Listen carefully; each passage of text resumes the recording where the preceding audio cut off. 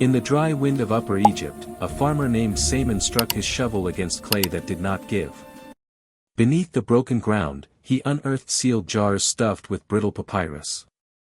The villagers called them the forbidden books, but curiosity kept him awake. Under the faint lamplight, the faded ink began to reveal its secret, words older than the church itself. Within months, the parchments reached scholars in Alexandria, then Rome, then London.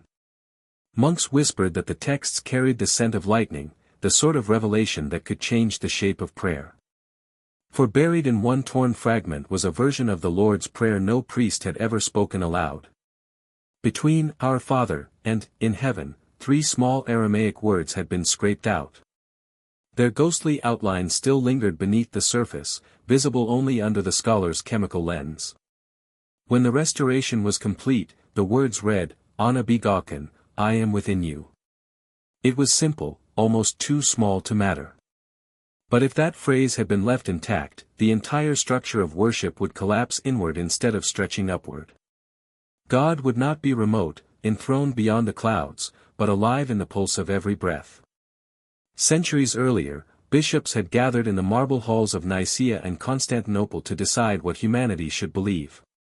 Scrolls were copied, then adjusted, phrases were chosen to bind empires as much as souls. The phrase, "I am within you," did not survive that pruning. A line of ink erased the intimacy between man and divinity. In its place grew a ritual of distance, an architecture of dependence that required intermediaries, altars, and authority. The rediscovery made theologians tremble.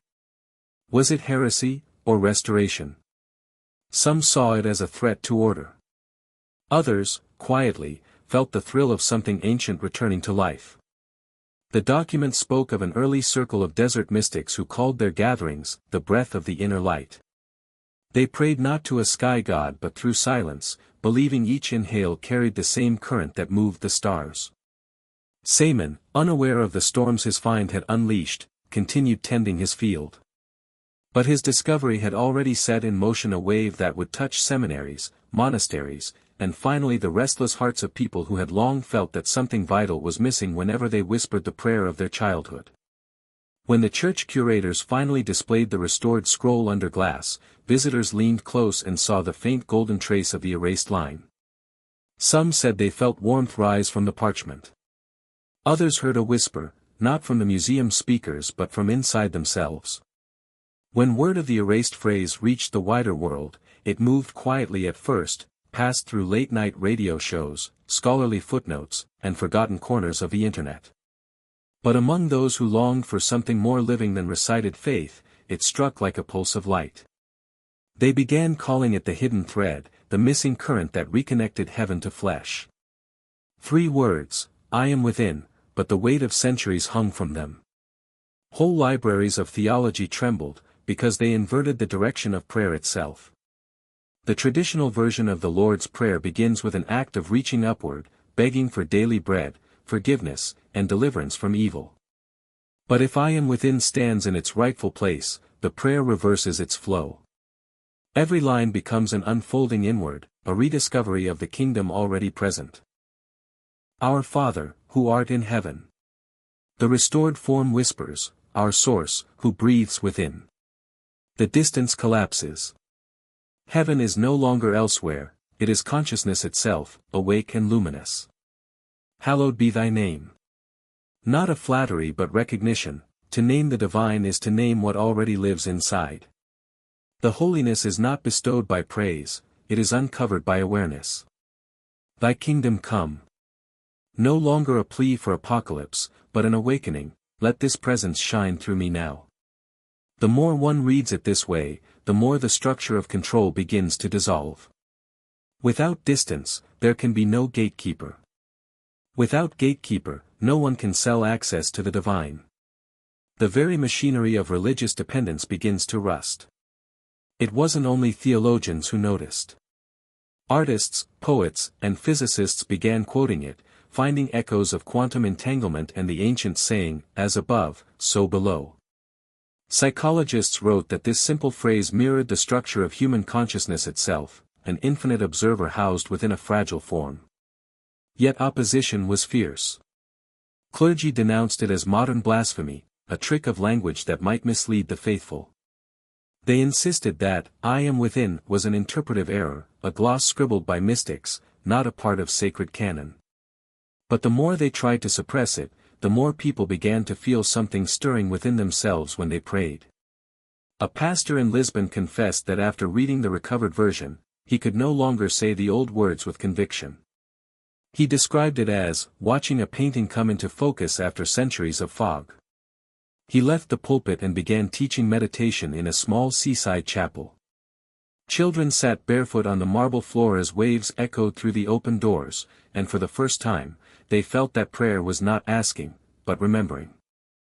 Others began to reinterpret the trespasses and temptations of the prayer as movements of the psyche, not offenses against a remote deity. Forgiveness became a dissolving of boundaries, deliverance from evil became the recognition that ignorance alone breeds separation. Even the line about daily bread transformed, bread was not sustenance from the sky, but awareness nourishing itself moment by moment. Through the rediscovered phrase, the old word softened. Dogma became breath, ritual became rhythm. People stopped looking upward and started listening inward. And as they did, an invisible architecture of light began to rebuild itself, not in cathedrals, but in hearts. Those who feared chaos missed the point. The words didn't destroy belief, they completed it.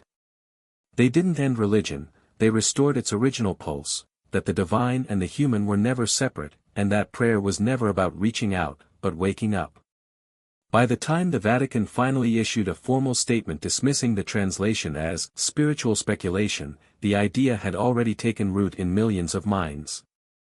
Quiet revolutions never need permission. The three words had already escaped into the bloodstream of the world. Years passed, and the noise around the discovery faded into the background of the digital world, absorbed, debated, diluted. But beneath the chatter, something subtle endured. Ordinary people began to experiment, not with doctrine, but with direct experience. They wanted to feel what those three words, "I am within," really meant when spoken from silence. It began simply. No incense, no rituals. Just breath. One woman in Kyoto, a former choir singer, sat each dawn facing the rising sun. She whispered the entire prayer slowly, placing "I am within" where it had once been erased. She said the air changed, as if it pressed against her skin with warmth.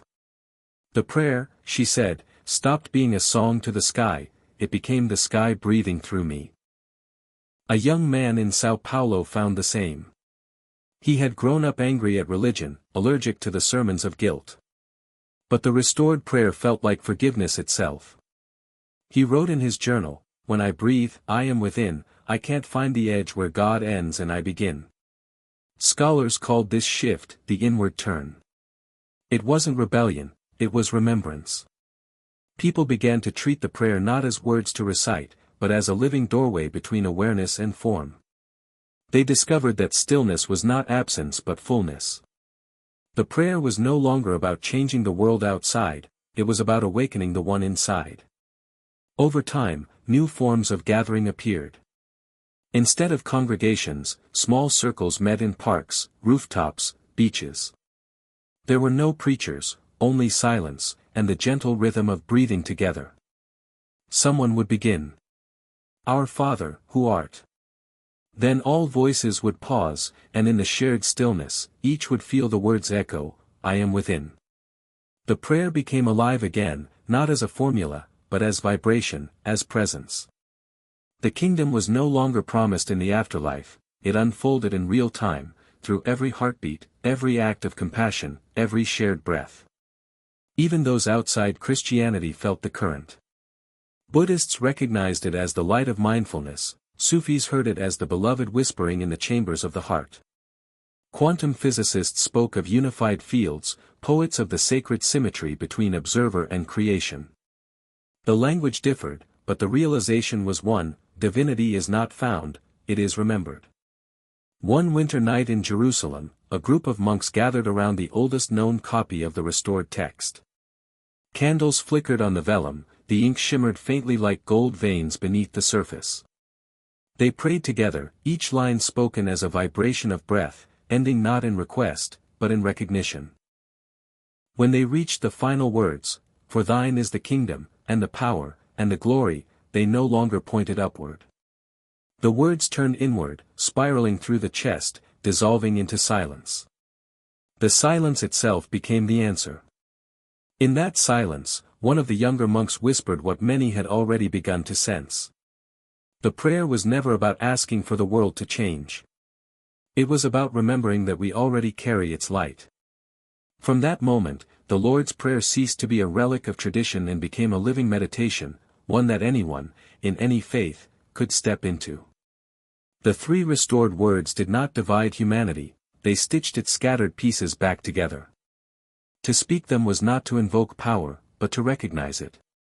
To breathe them was to feel the pulse of the cosmos beating quietly beneath the ribs of every human being who ever dared to look inward. And so the story comes full circle, from ink erased to breath restored, from separation to unity. The lost words return to their home, not in scripture, but in the still space behind each thought, where the divine voice has always whispered, "I am within." For centuries, humanity has prayed as though reaching through glass, asking, hoping, waiting for something beyond the clouds to answer. Yet the ancient message hidden beneath dust and translation mistakes was never about distance.